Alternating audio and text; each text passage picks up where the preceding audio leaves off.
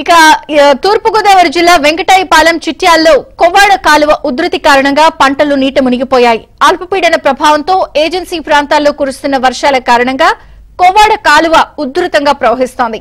దీంతో గోపాలపురం మండల పరిధిలోని వెంకటాయపాలెం చిట్యాలలో 500 ఎకరాల్లో వరి పొలాలు నీటిలో మునిగిపోయాయి. కొవ్వూరు ఆర్టీఓ రాణి సుస్మిత చిట్యాల్లో పర్యటించి నీట మునిగిన పంటలను పరిశీలించారు. వరద నీటిని మళ్లించేందుకు ఏర్పాట్లు చేస్తున్నట్లు ఆమె తెలిపారు.